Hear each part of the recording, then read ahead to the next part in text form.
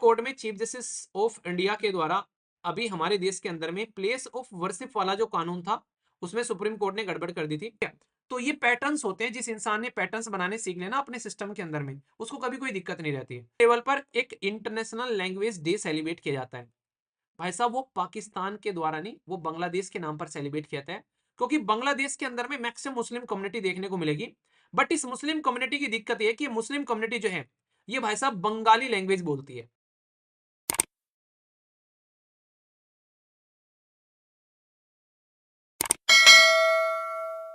एक बेहतरीन आर्टिकल यहां पर लिखा गया और सुप्रीम कोर्ट के जजमेंट के बाद में देखो उन्हें कहता है, कौन कहता है कि वैसा आजकल लोगों से गलतियां नहीं होती है।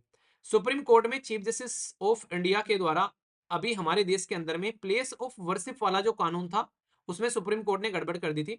कि भाई पहले तो बोला कि भाई साहब प्लेस ऑफ वर्शिप एक्ट जो है उसको हमारे देश के अंदर में आने वाले टाइम में किसी भी एरिया के ऊपर में सर्वे करने के लिए अलाउ नहीं किया जाएगा। हमारे देश के अंदर में अगर कोई भी जहां मंदिर है मंदिर रहेगा, मस्जिद है मस्जिद रहेगा, गुरुद्वारा है गुरुद्वारा रहेगा, चर्च है चर्च रहेगा, उनको तोड़ के कुछ नहीं किया जाएगा वहां पर। ये बातें बाकायदा एक कानून के अंदर में बोलेगी। और सुप्रीम कोर्ट ने बोला कि हाँ ये सेक्युलरिज्म का पार्ट जो है हमारे देश के अंदर में धर्मनिरपेक्षता का पार्ट है, यानी कि हर एक इंसान अपना धर्म अच्छे से फॉलो कर सकता है। और ये संविधान में लिखा हुआ है और इसको बेसिक स्ट्रक्चर का पार्ट बना दिया, यानी कि आप लोग इसको चेंज नहीं कर सकते। और फिर अपने आप ही यहां पर सर्वे करने का आदेश दे दिए यहां पर। तो ये अपने ही बात से मुड़कर पलट जाना, हालांकि अभी उसको करेक्ट किया गया है, उन्होंने उसके ऊपर में रोक लगा दी है। अब ऐसा ही एक इंसिडेंट आप लोगों को यहां पर देखने को मिलेगा उसी से मिलता जुलता, कि ये है section 6A citizenship act Assam को लेकर, जिसे बोला है कि वाई इट्स फेल आसाम, की किस तरीके से चीजें फेल हो गई हैं। तो ये एक अच्छा आर्टिकल लिखा गया है, मैं आप लोगों को पूरा समझाता हूं। पहले आप लोगों को आसाम में लेकर चलता हूं। आप में से कौन कौन सा ऐसा है जो आसाम में कभी गया है, घूम घाम के आया हो कभी? आसाम हमारे देश के अंदर में बड़ा ही प्यारा सा एक स्टेट है नॉर्थ ईस्ट के अंदर में, जो कि सबसे ज्यादा राज्यों को टच करता है। नॉर्थ ईस्ट साइड में जाओगे, ऊपर अरुणाचल प्रदेश, नागालैंड, मणिपुर, मिजोरम, त्रिपुरा, इधर हो गया मेघालय। और याद रखना, ये अक्सर भूल जाते हैं लोग, आसाम जो है वो वेस्ट बंगाल को भी टच करता है। तो ये आप लोग के सामने है। और सिक्किम को टच नहीं करता है, सिक्किम वेस्ट बंगाल को टच करता है। इस मैप को थोड़ा देख लिया करो ताकि चीजों को थोड़ा सा याद रख पाओ, ठीक है। अभी इंटरेस्टिंग बातें हैं, मैं आप लोग को कुछ बातें समझाऊंगा, ध्यान से सुनिएगा। हमारे देश के अंदर में सिटीजनशिप एक्ट है, और हमारे देश के अंदर में सिटीजनशिप के लिए कानून है बकायदा। हमारे संविधान के अंदर में भी पार्ट सेकंड में सिटीजनशिप के बारे में लिखा हुआ है बकायदा। पॉलिटी के अंदर में पूरा चैप्टर है, किस आर्टिकल से किस आर्टिकल तक रहते हैं। ये आर्टिकल 5 से लेकर आर्टिकल 11 तक पार्ट सेकंड में रहते हैं सिटीजनशिप। पार्ट थर्ड में रहते हैं आर्टिकल कितने से कितने तक, आर्टिकल 12 से लेकर आर्टिकल 35 तक पार्ट थर्ड में रहते हैं। पार्ट 4 में रहते हैं यहाँ पर आर्टिकल 36 से लेके आर्टिकल 51 तक, ठीक है। और पार्ट 4A जो हो गया उसमें आप लोग देख लेना, हमारी रहती है fundamental duties basically, article 51A यानी कि 51वें के अंदर में। देखो तीन चीजें आप लोग यहाँ पर डायरेक्टली याद रख लो, ठीक है। तीन चीजें मतलब आप लोग यहाँ पर बेसिकली जो सिटीजनशिप, फंडामेंटल राइट, डीपीएसपी, और इसी के अंदर में आप लोगों को फंडामेंटल ड्यूटी होगी। इसी तरीके से तीन चीजें और याद रख लेना आप लोग यहाँ पर। एक तो आप लोग याद रखना बेसिकली पंचायती राज सिस्टम, दूसरा म्यूनिसिपैलिटी, और तीसरा कोऑपरेटिव सोसाइटी। ये तीनों भी इसी तरीके से आप लोग याद रखना, जिस तरीके से ये है कॉम्बिनेशन में याद रखोगे तो कंफ्यूजन भी नहीं होगा एग्जाम के अंदर में और भूलोगे भी नहीं। क्योंकि ये तीनों भी में जब आप लोगों को याद होगा, जब भी कोऑपरेटिव सोसाइटी के अमेंडमेंट के बारे में पढ़ाया, 97th कॉन्स्टिट्यूशन अमेंडमेंट 2011, जितनी बार भी मैंने आप लोगों को पढ़ाया उतनी बार मैंने पंचायत और म्यूनिसिपैलिटी इनके बारे में बताया। रीजन रीजन ये रहता है कि जब भी क्वेश्चन एग्जाम के अंदर में देते हैं, ऑप्शन में आप लोगों को जरूर मिलेगा इनमें से कोई ना कोई। अगर आप लोगों को कंफ्यूजन रहेगा तो फिर आप लोग एग्जाम में जो है अपना जो है सर खुजाते हुए नजर आओगी।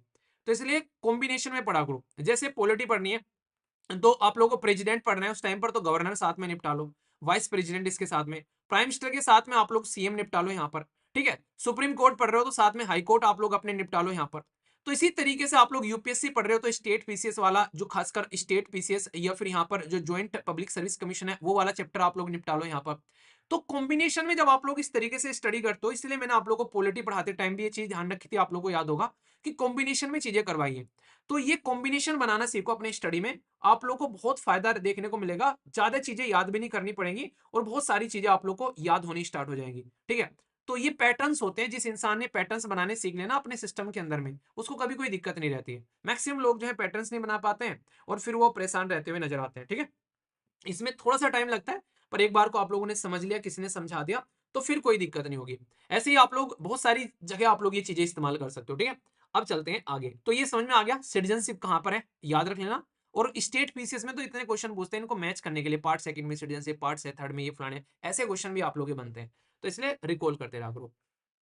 हमारे देश के अंदर में 1985 में आसाम अकॉर्ड लेकर आ जाता है। अकॉर्ड मतलब एक तरीके का एग्रीमेंट है यहाँ पर ये, जिसमें क्या बात बोली जाती है कि ईस्ट पाकिस्तान से जो लोग आए हैं यहाँ पर काफी मैसिव लेवल पर, भाई उनको आप लोग को रोकना है। और उसकी कट ऑफ डेट इन्होंने रखी थी 25 मार्च 1971। मैं आप लोग को पहले समझाता हूँ, थोड़ा सा आप लोग इसके साथ में कनेक्ट कर पाएंगे। हमारा देश जो है 1971 में अगर आप लोग देखोगे यहाँ पर, ये बांग्लादेश जो है एक नया देश बना, और हमारे देश ने यहाँ पर बांग्लादेश को सपोर्ट किया एक नया देश बनने में। उस टाइम पर इसको ईस्ट पाकिस्तान बोला जाता था क्योंकि ये ईस्टर्न साइड में है, ठीक है।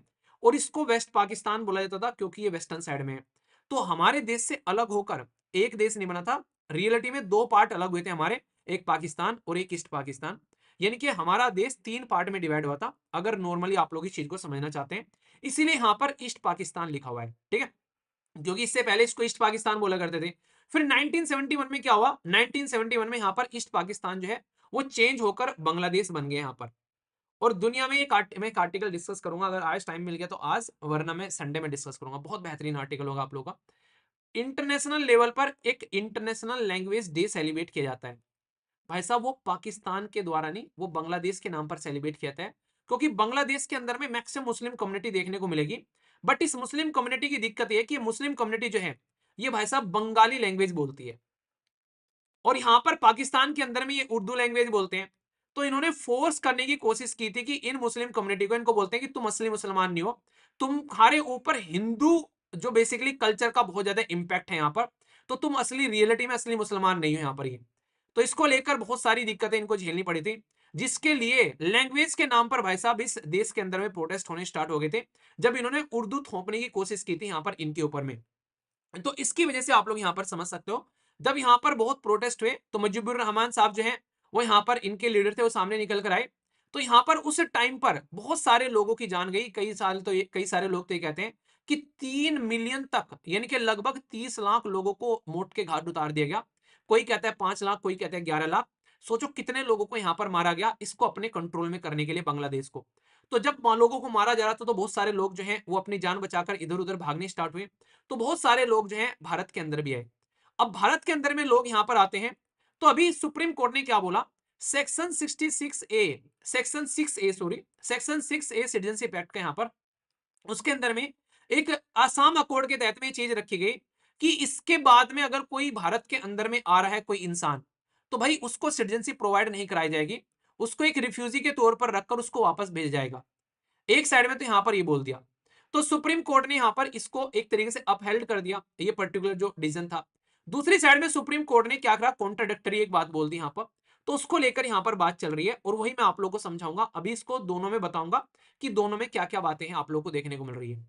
वो एक साथ में सुप्रीम कोर्ट ये कह रहा है कि आसाम जो है एक यूनिक वनरेबिलिटी के अंदर में आप लोगों को देखने को मिल रहा है, डेमोग्राफिक चेंज उसके अंदर में आ रहे हैं यहाँ पर।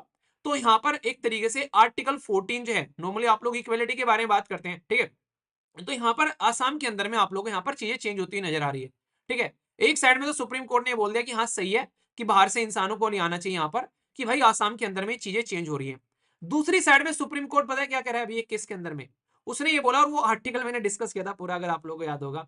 सुप्रीम कोर्ट ने ये बोला, आसाम के द्वारा ये बोला गया सुप्रीम कोर्ट के अंदर में, कि भाई बाहर से जो लोग आ रहे हैं उसका हमारी कल्चर के ऊपर में बहुत इंपैक्ट पड़ रहा है, और इसकी वजह से हमारी कल्चर जो है वो चेंज होती जा रही है। तो यहां पर सुप्रीम कोर्ट कहते हैं कि हमारे संविधान के अंदर में आर्टिकल 29 है, और 29 जो है वो यहां पर हमारे देश के अंदर में माइनॉरिटी के बारे में बात करता है। तो यहां पर बोला गया है कि आज की डेट में आसामीज कल्चर के ऊपर में कोई इफेक्ट नहीं पड़ रहा है अगर बाहर से आ रहा है। हम तो वैसे भी यूनिटी इन डाइवर्सिटी वाले लोग हैं, तो जब यूनिटी इन डाइवर्सिटी है तो बाहर से वो डाइवर्सिटी आ रही है भाई साहब, तुम्हारी एक तरीके से कल्चर के अंदर में और चीजें इंप्रूव होती नजर आ रही है। तो राइटर ये बोल रहे हैं कि आर्टिकल 14 और आर्टिकल 29 को कॉन्ट्राडिक्ट कर दिया सुप्रीम कोर्ट के डिसीजन ने। यहाँ पर एक साइड में कह रहे हैं कि तुम्हारी जो यूनिकनेस है वो कहीं ना कहीं डेमोग्राफी की चेंज होने की वजह से चेंज हो रही है, और दूसरी साइड में कह रहे हैं कि भाई कोई नहीं है तो बढ़िया बात है भाई साहब, चेंज हो रही है। तो मतलब दो खुद के ही डिसीजन जो है वो अपोजिट में पड़ गए, सुप्रीम कोर्ट की कॉन्ट्रडिक्शन हो गई यहाँ पर रीजनिंग इस पर्टिकुलर मुद्दे को लेकर। तो इसको लेकर यहाँ पर आप लोग एक चीज समझिए, मैं थोड़ा सा आप लोगों को समझा देता हूँ। अभी यहाँ पर ग्राउंड क्या है जो चैलेंज कर रहे हैं यहाँ पर पिटिशन सर, या फिर जो एनजीओ है आसाम के अंदर वो क्या बोल रही है। एनजीओ है जैसे आसाम पब्लिक वर्क, यहाँ पर इसी के साथ में आसाम, ये कई सारी एनजीओ हैं आप लोग, ठीक है, एक आधे का नाम याद रखना। उन्होंने आर्ग्यू दिया कि सेक्शन 6A जो है यहाँ पर ये एक तरीके से डिस्क्रिमिनेटरी है, यहाँ पर वोलेट करता है इक्वलिटी के अधिकार को कॉन्स्टिट्यूशन के अंदर में, ठीक है। मतलब ये एक तरीके से यहाँ पर डिस्क्रिमिनेशन यहाँ पर कर रहे हैं। दूसरी साइड में यहाँ पर आप लोग को देखने को मिलेगा, यहाँ पर ये बात बोली गई है कि एक तरीके से आप लोग ये बोलते हैं ना कि देखो आज के डेट में कुछ लोग आज की डेट में आ रहे हैं उनको सिटीजनशिप दे दी, कुछ लोग बाद में आ रहे हैं उनको सिटीजनशिप नहीं दे दी। बस आसाम के अंदर में आप लोगों ने एक कोड बना दिया, भाई साहब आसाम के अंदर में आप लोग उस चीज को इंप्लीमेंट कर रहे हैं पर्टिकुलर। तो आसाम कोई स्पेसिफिक केस स्टडी हो गया क्या तुम्हारे लिए कि भाई वो चीज आसाम के अंदर में पर्टिकुलर इंप्लीमेंट की जा रही है। तो इसके चलते जो आसामीज लोग हैं वो यहाँ पर कह रहे हैं कि जो माइनॉरिटीज है खासकर आसाम के अंदर में, उनकी कल्चर के जो एक तरीके से एक जो कल्चर होती है उनकी वो डाइल्यूट होती नजर आ रही है। और आप लोग कह रहे हो कि यूनिटी एंड डाइवर्सिटी है। तो यहाँ पर ये चीज किस तरीके से आप लोग देख रहे हो यहाँ पर, तो यानी कि यहाँ पर यही बताने की कोशिश की जा रही है कि आप लोग इस चीज को समझने की कोशिश करो।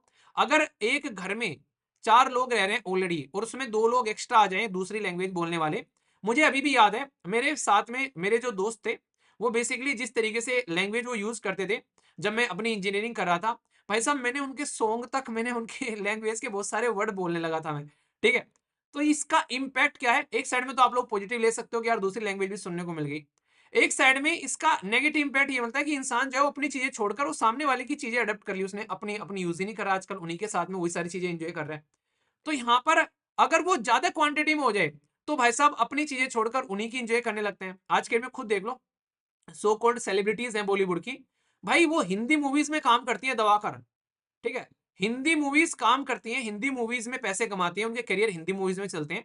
उनको अगर कहीं देखोगे आप लोग बोलते हुए कोई इंटरव्यू देते हुए हमेशा इंग्लिश में बोलते हुए नजर आते हैं। वो अपने आप को डिफरेंशिएट करने की कोशिश करते हैं दिखाकर कि हाँ हम हाई क्लास हैं।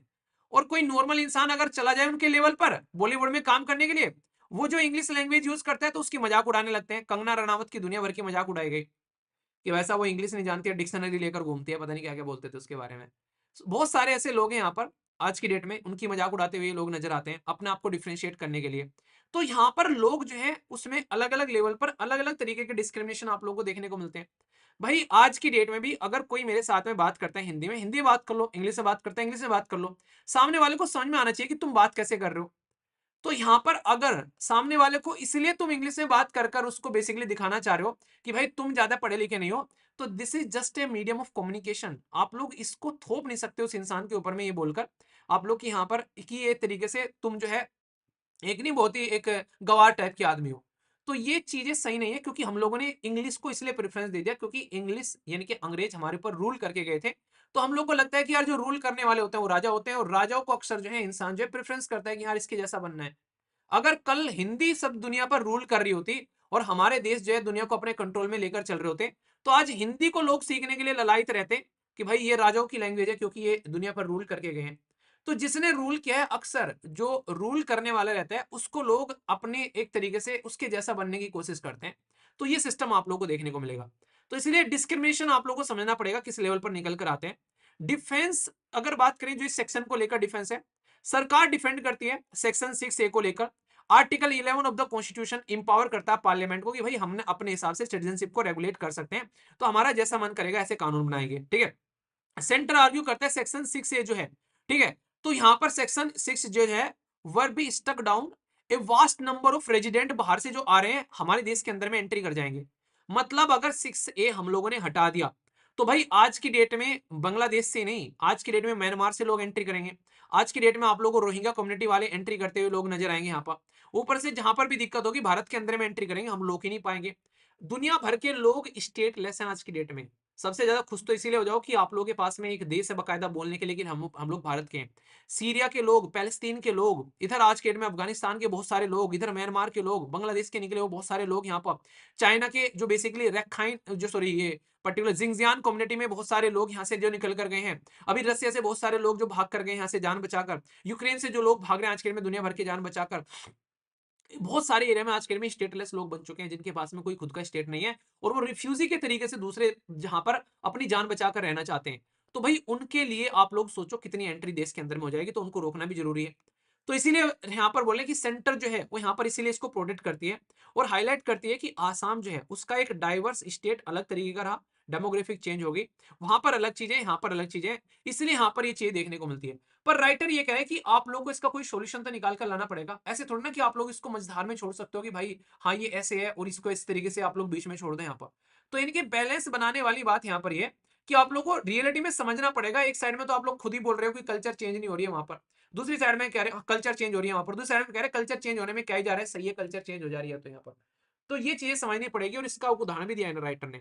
बोला गया कि अगर डेटा उठाकर देखोगे बंगाली स्पीकिंग पॉपुलेशन का आसाम के अंदर में, भाई 1951 से लेके 2011 तक डेटा बताता है यहाँ पर Bengali speaking population in the Assam. ठीक है, तो यहाँ पर ये आसामीज के अंदर में यहाँ पर फिलहाल के टाइम पर इसका इंपैक्ट पड़ता हुआ नजर आ रहा है। ठीक है, तो प्रपोर्शन जो है आसामीज स्पीकर के जो आप लोग यहाँ पर रिड्यूस होते हुए नजर आ रहे हैं अगर बंगाली के कंपेयर में आप लोग देखोगे। तो इंपैक्ट तो पड़ रहा है, आप लोग ये नहीं कह सकते, पर सुप्रीम कोर्ट कह रहा है कि डाइवर्सिटी इसको एंजॉय करो। पर कल को अगर ऐसा हुआ कि भाई साहब उन्होंने वो लैंग्वेज छोड़कर अगर अपनी दूसरी लैंग्वेज बोलने लगे, तो फिर क्या रहोगे, फिर भी इसको डाइवर्सिटी बोलोगे। तो कितने लेवल पर चाहते हो कि डाइवर्सिटी होनी चाहिए? कोई तो बेसिकली होना चाहिए ना कि लिमिटेड की इतनी डाइवर्सिटी कर लो।